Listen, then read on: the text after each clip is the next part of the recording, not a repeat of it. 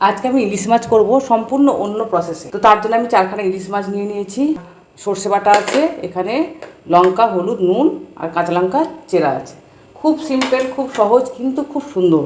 মানে এত টেস্টি হয়, না বানালে বুঝতে পারবেন না। তার জন্য কি করেছি, এখানে 4খানা ইলিশ মাছ আমি ভাজা, এটা আগেই ভেজে রেখেছি। ভাজা ইলিশ মাছগুলো দিয়ে দেবো।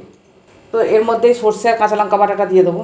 ইলিশ মাছ যত রকমের যে কোনো রান্নায় যতভাবে করা যায় তত টেস্টি হয়। তো এর মধ্যে কাঁচা লঙ্কা, সর্ষে বাটা দিলাম, আর নুন, লঙ্কা, হলুদ।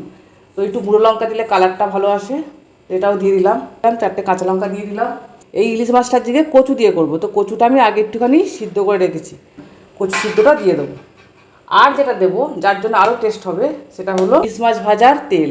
এই ইলিশ মাছ যেটা ভেজেছি ওই ভাজার তেলটা আমি তুলে রেখেছিলাম, তো এই তেলটা দিয়ে দেবো। কোনো ঝামেলা ঝঞ্ঝাট ছাড়াই এটা বানানো যায় এবং মারাত্মক টেস্টি হয়। তো এইভাবে আমি ইলিশ মাছটাকে সব দিয়ে ম্যারিনেট করে নেবো। এটা কিন্তু এখন বসাবো না, এটা ম্যারিনেট করে আমি রেখে দেবো 1 ঘন্টা, তারপরে এটাকে বসাবো। যেহেতু কচুটা সিদ্ধ, ইলিশ মাছটা ভাজা, অতএব বেশি সময়ও লাগবে না। তো এটা ম্যারিনেট করে মশলার সেন্টটা এর মধ্যে ভালো রকম অ্যাবজর্ব হবে। এইভাবে এটাকে আমি ঢাকা দিয়ে দেবো। ব্যাস, এর কাজ সম্পূর্ণ শেষ। এটাকে ঢাকা দিয়ে এইভাবেই পরে 1 ঘন্টা পরে গ্যাসের মধ্যে বসাবো। ইলিশ মাছ আমার তাহলেই রেডি হয়ে যাবে। 1 ঘন্টা হয়ে গেছে, আমি ঢাকাটা না খুলি, এটা ধিমি আছে 20 মিনিটের জন্য বসিয়ে দেবো। বেশি সময় লাগবে না, যেহেতু অল্প জল দিচ্ছি। 20 মিনিটের মধ্যেই হয়ে যায়। হয়ে গেছে, এবার খুলে দেখি। বা একটা গন্ধ উঠেছে ইলিশের, একবার গন্ধে তো মোমো করছে। তো ব্যাস, আমার রেডি হয়ে গেছে।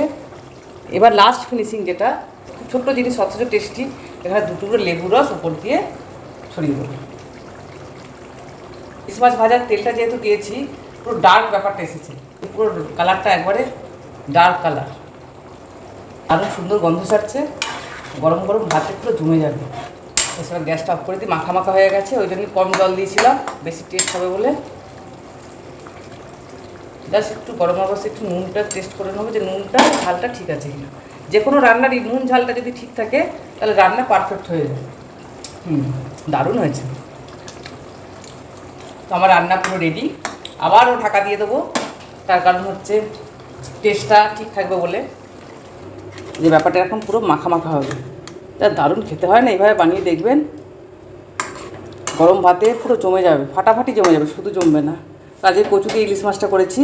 আজ তাহলে আসি, টাটা।